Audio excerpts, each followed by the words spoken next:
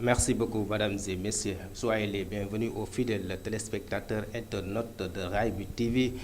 Vous êtes sur votre troisième numéro de Raibu TV, votre troisième numéro de Le temps de philosophie avec Maxime Kanvani. Aujourd'hui, nous allons en classe avec Kanvani pour parler de la relation entre philosophie et science. Maxime Kanvani, bonjour. Bonjour à vous, Montaga. Bonjour à tous vous tous qui nous suivez sur la Raibu TV. Comme vous l'avez mentionné, la particularité de cette émission d'aujourd'hui consiste à faire de la pratique, analysant les relations entre la philosophie et la science pour permettre aux élèves ainsi qu'aux amoureux de la philosophie de comprendre réellement les tenants et les aboutissants de ces deux activités rationnelles, à savoir la philosophie et la science. Pour commencer, qu'est-ce qu'on peut dire entre la philosophie et la science? Oui, la question elle est pertinente, d'autant plus que philosophie et science, de prime abord, il faut comprendre que ce sont deux activités rationnelles qui tentent de satisfaire la curiosité intellectuelle de l'homme et la curiosité matérielle. Quand je parle de la curiosité matérielle, naturellement, je pense à la technoscience. Maintenant, je dis toujours à mes élèves, pour comprendre les relations entre la philosophie et la science, il faut les canaliser, il faut les axer sur 3 points. Généralement, j'utilise une métaphore qu'on appelle le mariage, divorce et réconciliation. Alors, si vous me permettez, je vais faire la pratique qui existe entre la philosophie et la science. Mariage, divorce et enfin la réconciliation. Voici les 3 points fondamentaux qui nous permettent de comprendre réellement ce qui caractérise la philosophie et ce qui caractérise la science. Alors, pourquoi parle-t-on de mariage entre la philosophie et la science? D'abord, il faut comprendre que dans l'Antiquité grecque, la philosophie et la science étaient une seule et même discipline, c'est-à-dire elles étaient confondues. Pourquoi je dis que la philosophie et la science étaient confondues? Parce que dans l'Antiquité grecque, tous les grands scientifiques s'intéressaient à la philosophie, tous les grands philosophes également s'intéressaient à la science. D'ailleurs, la première personne qui aurait conceptualisé le mot philosophie s'appelle Pythagore. Or, Pythagore fut un mathématicien. Donc, Pythagore n'est pas philosophe de formation, mais il fut mathématicien. De ce point de vue, on comprend que dans l'Antiquité grecque, on ne pouvait pas séparer la philosophie et la science. Pourquoi? Je dirais que dans l'Antiquité grecque, la philosophie et la science étaient inséparables comme le recto et le verso d'une feuille de papier. La philosophie et la science étaient inséparables comme les deux faces d'une pièce de monnaie. C'est la raison pour laquelle d'ailleurs, dans l'Antiquité grecque, toujours pour parler de mariage, la philosophie était considérée comme la mère des sciences. Je parle de la philosophie, elle était considérée comme la mère des sciences. Autrement dit, la science des sciences. Donc la philosophie était définie comme la science des sciences. Dire que la philosophie dans l'Antiquité grecque était considérée comme la mère des sciences, comme la science des sciences, reviendrait à dire que si la science est née, c'est grâce à la philosophie. C'est pourquoi on parle de mariage. Même dans un couple humain, quand on parle de mariage, c'est parce que l'homme et la femme ont senti la nécessité de valider, en tout cas de rendre légitime leur couple. Donc là où il y a mariage, c'est parce que le couple est harmonieux. Là où il y a mariage, c'est parce qu'il y a consensus. Là où il y a mariage, c'est parce qu'il y a unanimité. Là où il y a mariage, pour parler comme les chrétiens catholiques, c'est parce qu'il y a union des corps et des cœurs. C'est pourquoi on parle de mariage. Donc ce mariage, il faut le comprendre dans l'Antiquité grecque, entre la philosophie et la science. Antiquité grecque. Donc quand on dit qu'il y a mariage entre philosophie et science dans l'Antiquité grecque, je me répète encore, c'est justement pour faire comprendre que dans l'Antiquité grecque, la philosophie et la science faisaient corps commun. On ne pouvait pas les séparer, bref, elles étaient indissociables. C'est pourquoi on parle de mariage. Alors, arrivé au XVIIe siècle maintenant, on n'est plus dans l'Antiquité grecque, pour avancer un peu, on est au XVIIe siècle. Qu'est-ce qui va se passer au XVIIe siècle? Au XVIIe siècle, pour des raisons de concret, la science va prendre son indépendance. Pour des raisons de concret, la science va prendre son autonomie. Mieux encore, je dirais qu'au XVIIe siècle, la science va divorcer avec la philosophie. Je ne sais pas si est-ce que vous êtes en train de suivre mon fil conducteur, chers élèves. Si au début j'ai parlé de mariage dans l'Antiquité grecque, on n'est plus dans l'Antiquité grecque, mais on est au XVIIe siècle. On va constater qu'au XVIIe siècle, la philosophie et la science vont entretenir des relations conflictuelles. En d'autres termes, il y a séparation progressive, il y a conflit permanent entre philosophie et science à partir du XVIIe siècle. Non seulement il y aura séparation entre philosophie et science au XVIIe siècle, Mais les scientifiques vont jeter des pierres aux philosophes. Autrement dit, la science va fustiger la légitimité, la crédibilité de la réflexion philosophique. Ce qui veut dire quoi? Aux yeux des scientifiques, la philosophie n'est que théorie. Aux yeux des scientifiques, la philosophie n'est que vain bavardage.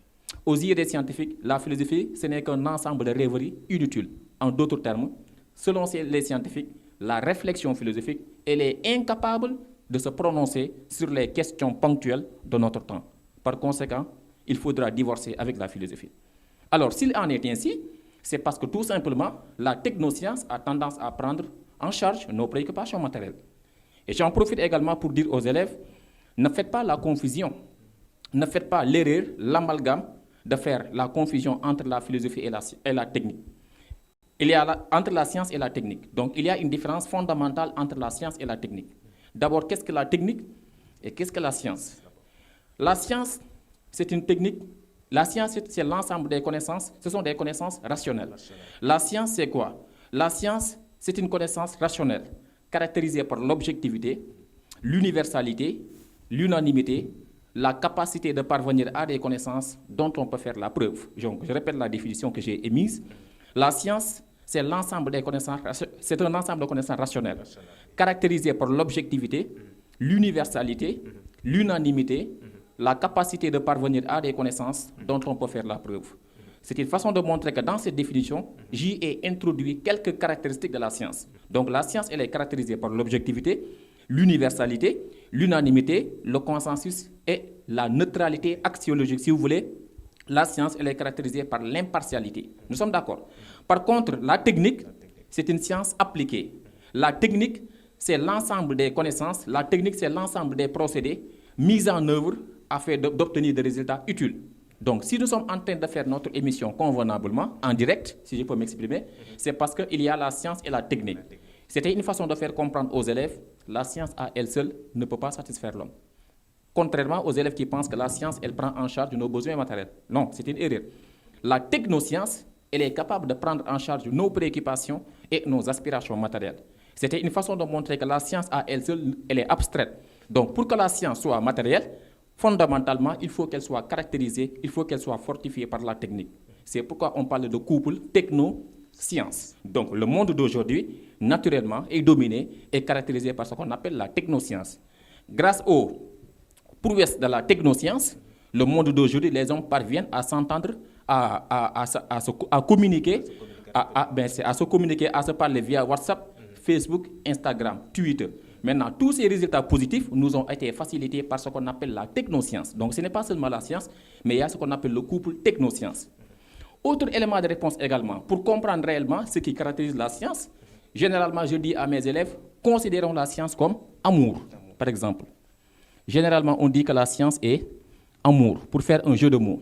Mais professeur, j'aimerais savoir, est-ce qu'on peut dire que la technoscience ou bien la technologie est issue de la science? Oui, c'est pourquoi je dis que la technique et la science, l'une ne peut pas aller sans l'autre. Donc, même s'il y a une différence, il y a une légère nuance entre la science et la technique, il faudra comprendre que la technique ne peut pas aller sans la science. La science également ne peut pas aller sans la technique. C'est pourquoi le couple technoscience le couple entre la science et la technique nous permet de parler de technoscience. Maintenant, j'en reviens maintenant à ce que je disais tantôt, quand nous supposons qu'on considère la science comme amour. Donc, A signifie activité, par exemple. M, méthodique.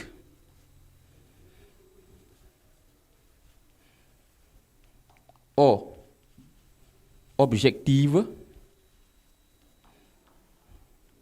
U, universel.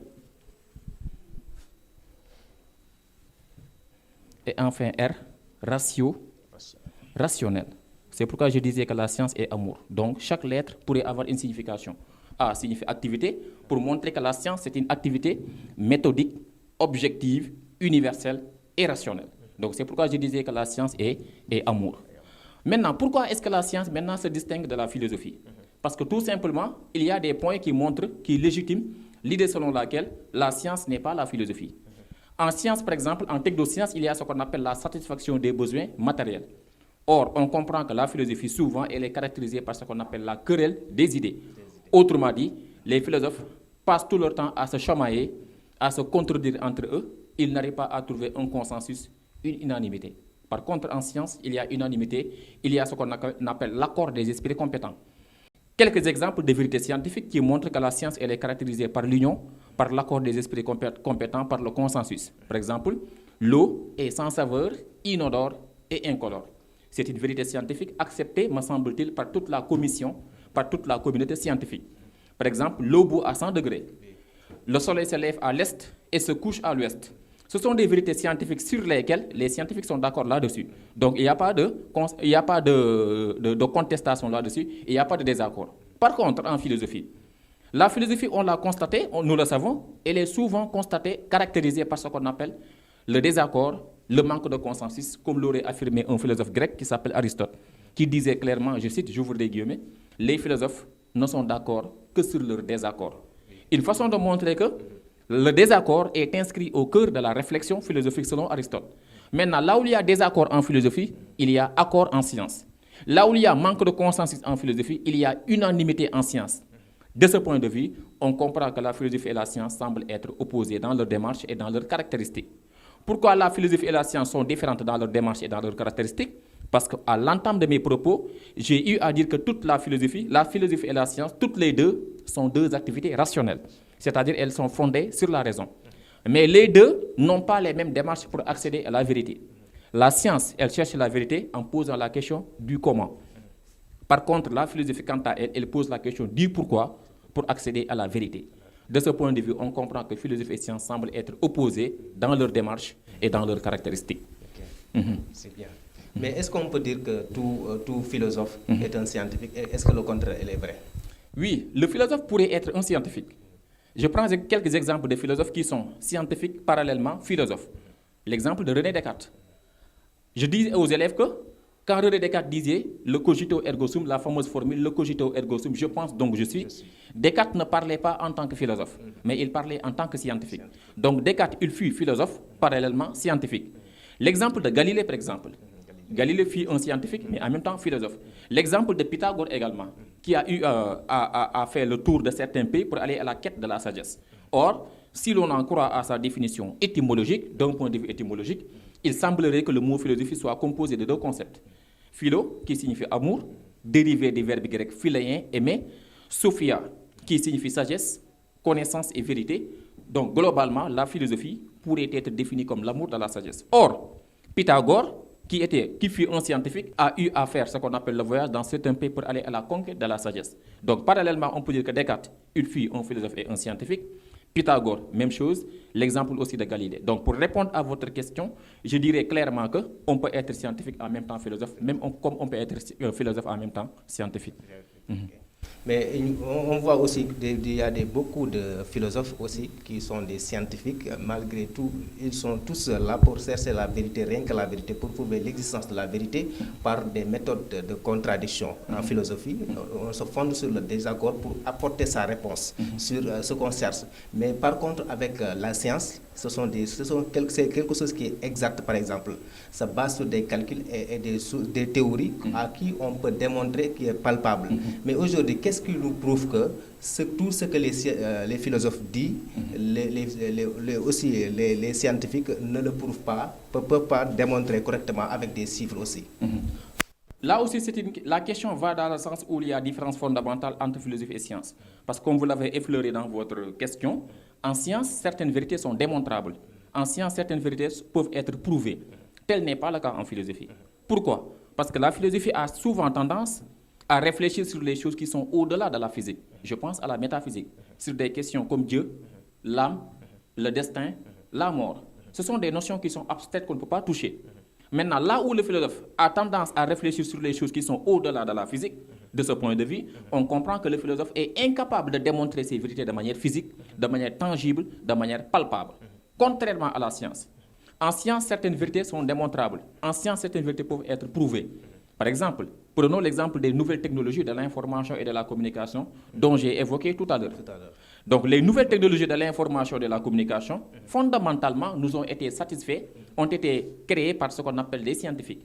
Et ces nouvelles technologies de l'information et de la communication, comme les téléphones portables que nous palpons, que nous touchons, Donc, ce sont des résultats qui sont concrets. De ce point de vue, certains vont même jusqu'à abuser en disant qu'en réalité, la science est plus fondamentale et plus utile que la réflexion philosophique. Je pense aux scientistes, je ne parle pas des scientifiques, mais les scientistes. Alors, aux yeux des scientistes, pour permettre aux élèves de comprendre, toutes les préoccupations matérielles de l'humanité, tous les problèmes de l'humanité doivent être pris en charge, doivent être satisfaits par la science. À part la science, il n'y a aucune forme de connaissance qui soit capable de résoudre, de régler les problèmes de l'humanité. On les appelle les scientistes. Les scientistes. Oui, les scientistes, eux, ils considèrent la science comme une panacée. Donc, selon les scientistes, la science est une panacée. Alors, qu'est-ce qu'une panacée? Pour permettre aux élèves de comprendre.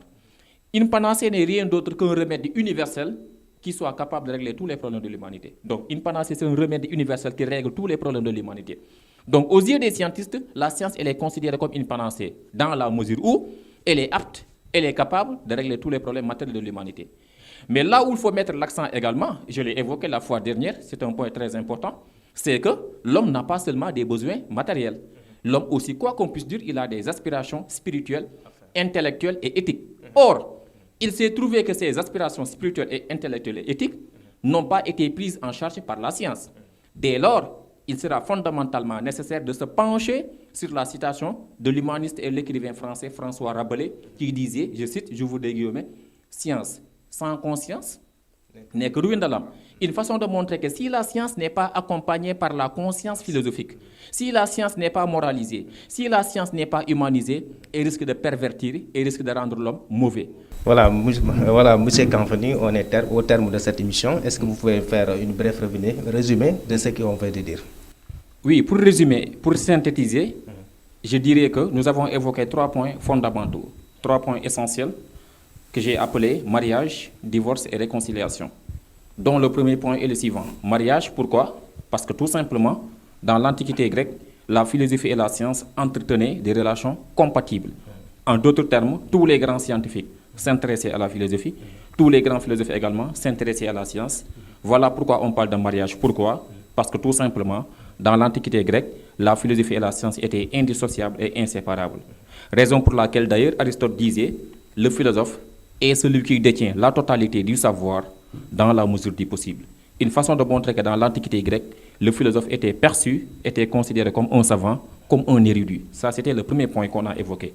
Le deuxième point, c'était dans le Moyen-Âge, excusez-moi, au partir du XVIIe siècle. Donc, à partir du XVIIe siècle, on a constaté que la science qui avait été, en tout cas, encadrée par la philosophie, si je peux m'exprimer ainsi, la science qui avait été allaitée par la philosophie va prendre son indépendance. Donc, au XVIIe siècle, la science, pour des raisons de concret, va se démarquer, va prendre son autonomie vis-à-vis de la philosophie. Non seulement la science, elle va prendre son indépendance, mais elle va critiquer la philosophie. C'est le deuxième point qu'on parle de divorce. Donc, il y a divorce entre philosophie et science. C'est parce que tout simplement, pour des raisons de concret, la science va se démarquer de la philosophie en fustigeant également la légitimité, la crédibilité de la réflexion philosophique. C'est le deuxième point qu'on a appelé divorce. Le troisième point, c'est la réconciliation. Réconciliation, pourquoi? Parce que quoi qu'on puisse dire, il faut admettre que philosophie et science sont deux activités essentiellement fondées sur la raison qui tentent de satisfaire la curiosité intellectuelle et matérielle de l'homme. Même si la science, elle est souvent pratique, même si la philosophie, elle est théorie, il faudra montrer que philosophie et science, l'une ne peut pas aller sans l'autre. Donc, pour résumer, pour le troisième point, on peut dire que la philosophie a besoin de la science, comme la science a besoin de la philosophie pour se compléter, pour être éclairée. Voici les 3 points fondamentaux qu'on avait évoqués. Merci, M. Kanfani. C'est moi qui vous remercie, M. Diallo. Et je vous donne rendez-vous jusqu'à la prochaine fois. Inch'Allah. Voilà, mesdames et messieurs, c'est ce qui met fin à votre émission préférée, Les Temps de philosophie, avec M. Kanfani. Je pense que vous, élèves et téléspectateurs de Raiby TV, vous aviez bien pris une note entre ces deux notions, science et philosophie, comment il a bien expliqué la différence et les liens qui existent entre ces deux notions. Quant à moi, je vous donne rendez-vous jusqu'à la prochaine fois sur Raiby TV. Merci, jusqu'à la prochaine fois.